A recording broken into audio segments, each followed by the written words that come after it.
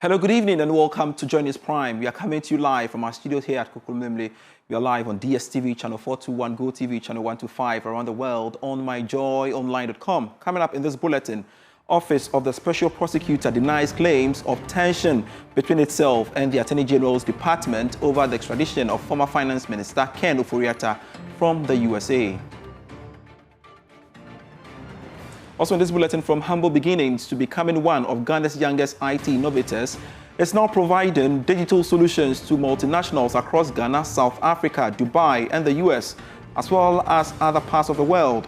We'll tell the inspiring story of Jacob Jan, the brilliant mind behind the relaunch of the mysmartcook.com.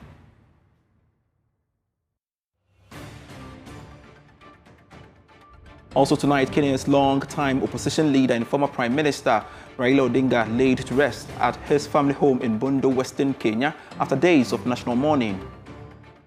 And I want to thank you immensely that you shared in putting this country together, eliminating division and tribalism. We've got details of these and more for you. Please stay on.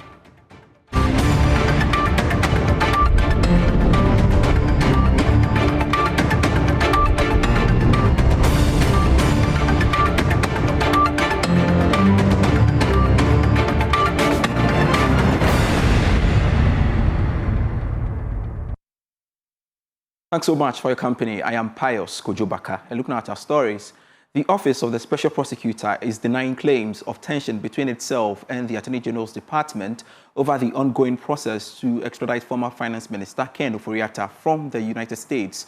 In a statement, the OSP says the process is being guided strictly by procedure and not politics. More in this report. In February of 2025, Special Prosecutor Kisia Jibin addressed journalists and laid out his case against former Finance Minister Ken Ofori Atta, who was a person of interest in several cases of corruption. The OSP consequently declared Ken Ofori Atta a wanted man. The OSP declares Kenneth Nanaya Ofori Atta a wanted person. He is a fugitive from justice. And this is to Mr. Ofori Atta. You have two choices. You can either return to the jurisdiction voluntarily, or the OSP will enforce your return. A few weeks later, and following assurances by the former finance minister that he will return to the country after some medical procedure, the OSP removed him from the wanted list. Despite this agreement, however, Ken Ofori Atta refused to return to Ghana, claiming a complication regarding his medical status. The OSP then reinstated him on the wanted list. Mr. Ofori Atta's conduct is totally unacceptable and a baleful spite at law enforcement and criminal investigations. It ends here. We will no longer accommodate him. The OSP redeclares that Mr. Ofori Atta is a wanted person. The family of Ken Ofori Atta had claimed he had been diagnosed with prostate cancer and had to undergo a complicated medical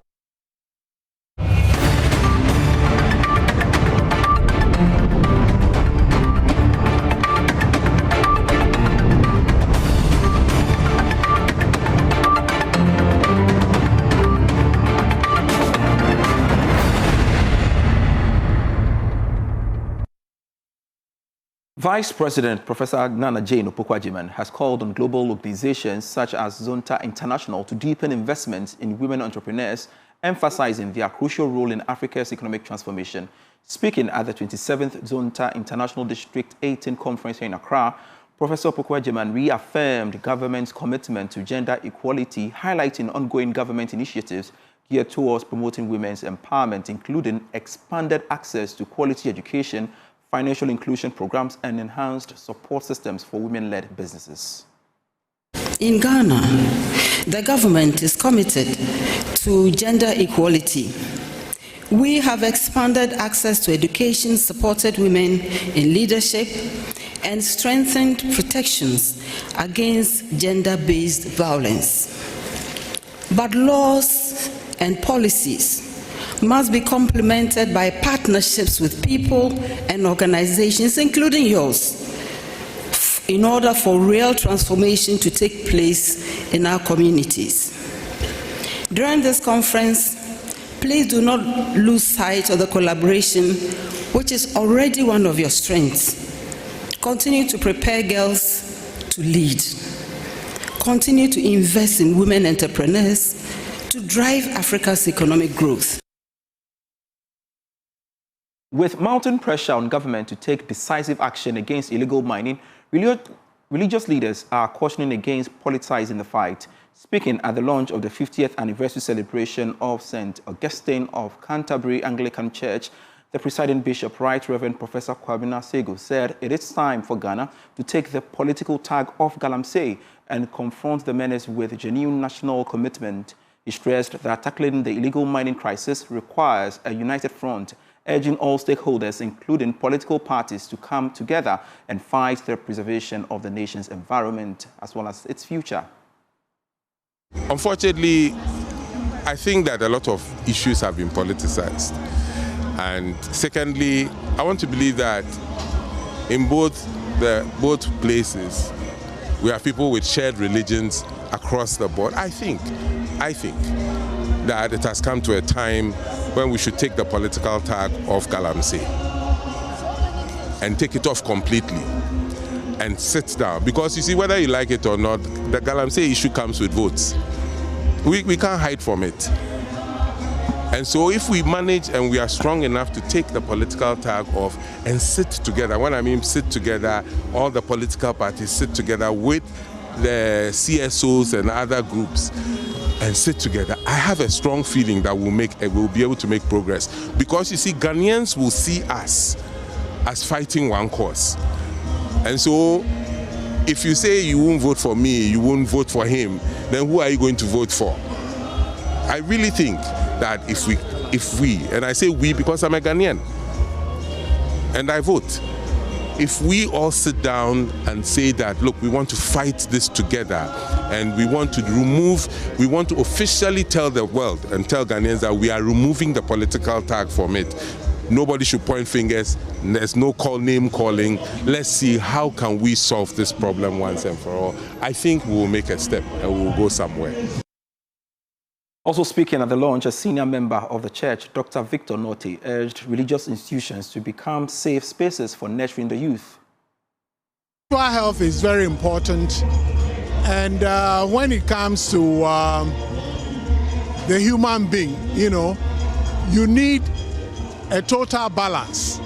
Physical health, spiritual health, social health. I may even add financial health. The church has been the sanctuary for all of us to come to fulfill the social, the spiritual, but the church being such a powerful institution is used to impact lives. So we look at youth development, we look at career development, we look at emotional needs of our membership, and the church tries to address that. One would have wished that we could be doing far more to support people in diverse ways. But over time, it has come to fruition the idea that once we congregate here every Sunday, we try to fortify this balance of our spiritual life, our social life, our physical and emotional. And to some other stories, he was born to a trader and a mechanic. Just 17, while on assignment as a news intern, a chance encounter with another 17-year-old software engineer who was on his way to register a company to build websites and apps changed the course of his life. That's the story of Jacob Jan, Chief Executive Officer of iDrot 360 and one of Ghana's youngest IT innovators. Today, he leads a company that develops websites and apps for multinationals in Ghana and across the world. His latest creation, MySmartCook.com, is an innovative digital marketplace that offers consumers a smarter, simpler, and more enjoyable way to order drinks and book event services anytime, anywhere. From the same platform, users can also book MCs, DJs, and other event service providers. More in this report. Jacob Jan. Voice of Jacob Jan in this interview recorded 7 years ago when he was 23.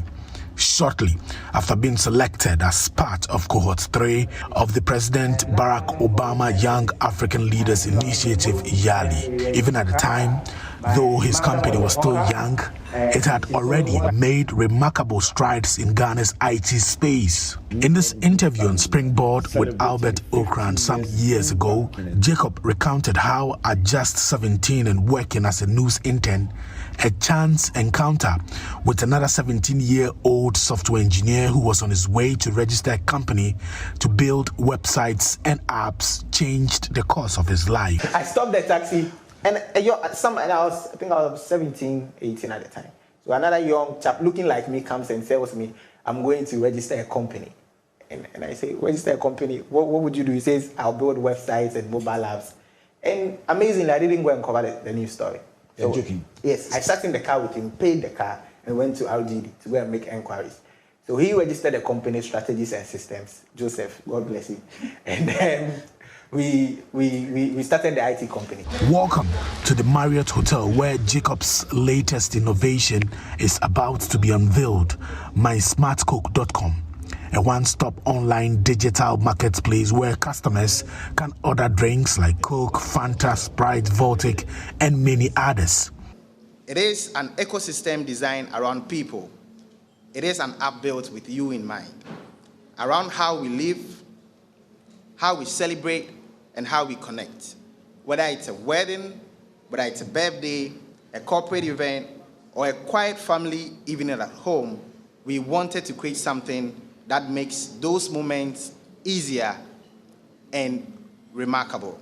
Corporate Affairs at the ECCBC, Bertel Yeboah, says the relaunch of the mysmartcoke.com platform allows users to browse exclusive beverage bundles, enjoy promotional discounts, and access free doorstep delivery across major cities in Ghana.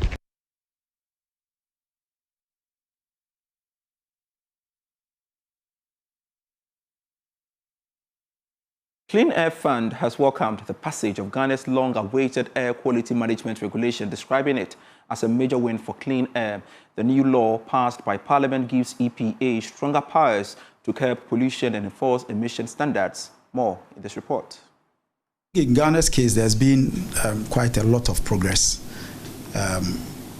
with the laws that have been passed. The new EPA Act, and then just this past September, the regulations in air quality and other environmental quality regulations that have come in, which I think gives a strong legal framework to enhance enforcement. Because one of the big challenges we have in our system, as people usually will say, is not a lack of some laws, but the architecture, the framework to enforce these regulations. It's a big step to push us to that next level. And I think the regulations are also very clear about what needs to be done by local assemblies, or as we say, where the rubber hits the road. The responsibilities on them to act on certain things. And I think it's really, this is a big step. It's a big thing, and all of us need to be supporting the effort of EPA and the other agencies and regulators to get things moving in the direction which is necessary.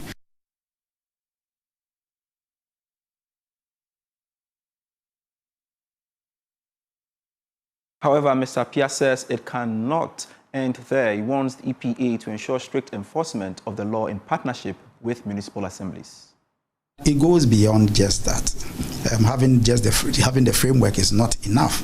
There's supposed to be real policy commitments and then real mainstreaming of these issues that we are seeing into the planning and budgeting cycles. If the assemblies, for instance, do not incorporate air quality issues or pollution-related matters in their budget lines and action plans, there will not be much. There will be no resources allocated to them to get it done. So beyond having the framework, we need to be moving towards mainstreaming of these things. And how do you mainstream? You need to be able to show, and it is clear, there's enough evidence to that effect, that if you manage waste well, there is a benefit. And the story you just watched was a collaboration with New Narratives. Funding was provided by the Clean Air Fund, which had no say in the story's content.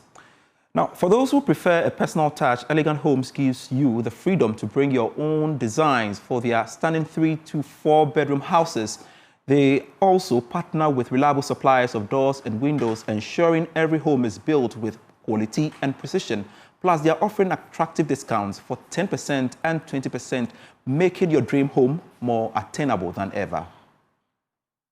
So this year we are coming up with new designs. We already have the previous ones, but this time around we have new designs, and also we allow customers to also bring in their own designs or houses, what the type of house they want for us to customize for them. Okay. So when you get to our estate, you wouldn't see only our designs around. You see different types of houses. That's quite new, right? It used to be very much. No, we've had it for a long time, but this time around we are putting in more efforts to bring in different designs across. Okay, Laurentia, tell me the other stuff that people don't know about Elegant Homes. Okay, so I'll hit on what we still have. We still having the 3 and 4 bedroom detached homes.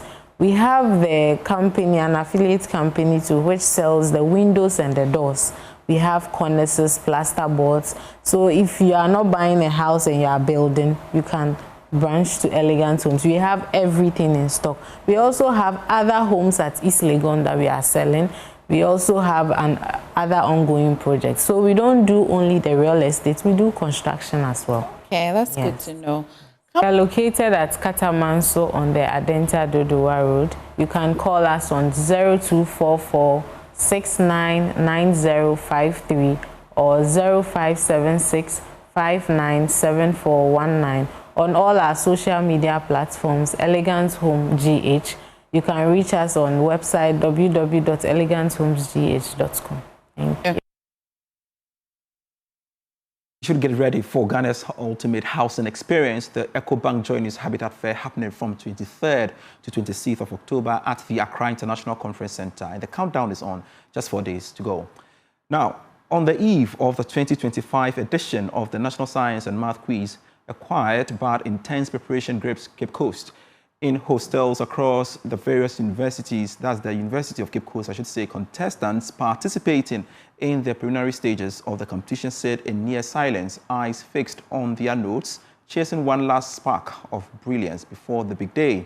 Now, let's get on to Zoom and speak with our reporter, Adubi Asari, who is currently with them as they, start off preparations ahead of tomorrow's competition. And thank you so much, Adobia, for making time to join us here on Joy News Prime. What is preparation like ahead of tomorrow's competition? It's very interesting here. This place is not a cemetery, but it's almost dead silence. All you hear are the bells in the various rooms. The students who have their contest tomorrow especially are really studying hard. Earlier in the day, I went to interact with them and their coordinators, and they are all expressing optimism. They are all excited to be part of this festival and to be having their contest tomorrow. It's a solemn moment. All of them are doing their very best. But after all is said and done, only one school can emerge winner and move to the next stage out of every contest. So tomorrow we have about 9 contests at one venue alone. So out of the 9, we have about 9 schools contesting at one venue alone, and out of that, only 3 can make it. So we just hope for the best for all of them. May the best school win, but honestly, they are all preparing very, very hard, and it's just nice to watch. They're not talking, there's no smiles, there's no teasing, it's just straightforward revision. Great. Adubi Asari, we shall be waiting more for some updates on the back of that as and when you have it. You're still watching Joy News Prime. Let's pause for a breather. I'll be right back.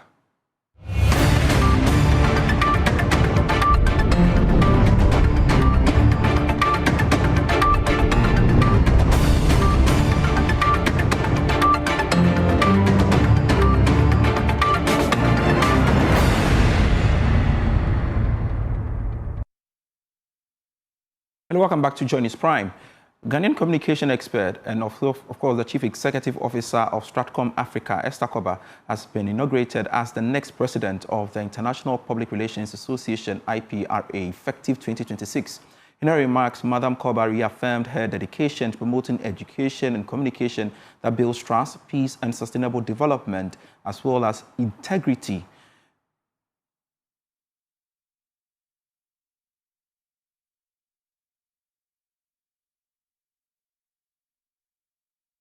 Information sharing is one sure way of doing that. And that is the main reason why we are gathered here from far and near. I keep telling people that between trees and communication, there is survival. When the last tree dies, the last man dies. When communication ceases, humanity will cease to exist. So we are important. We are gathered here by ourselves. Let's feel very important. To share knowledge as fellow professionals and define even more approaches for promoting information, sharing among people within our communities, across countries, and between continents. Let's do some story beyond our borders. And Kenya's longtime opposition leader and former Prime Minister Raila Odinga has been laid to rest at his family home in Bondo, Western Kenya, after days of national mourning and memorials marked by deadly stampedes that left 5 dead and hundreds injured. More in this report.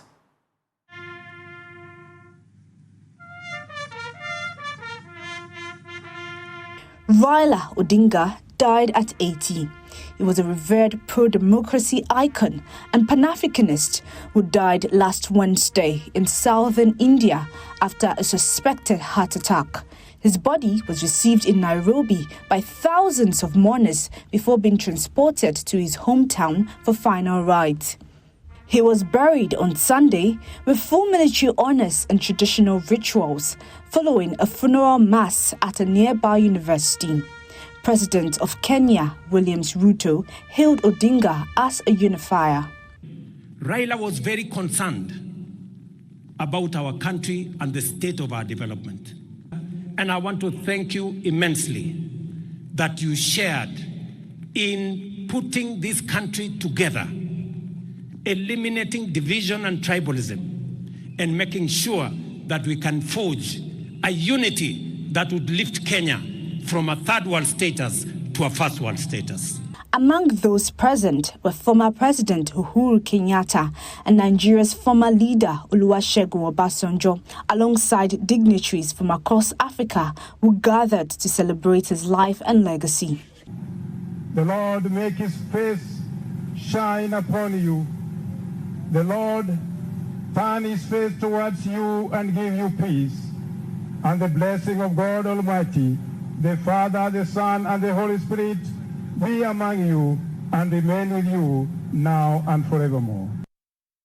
And that's our package by way of Join Prime. I am Pius Kojobaka. For more stories, feel free to log on to myjoyonline.com for all the stories you need to know here in Ghana and beyond. Always a delight serving you. Bye.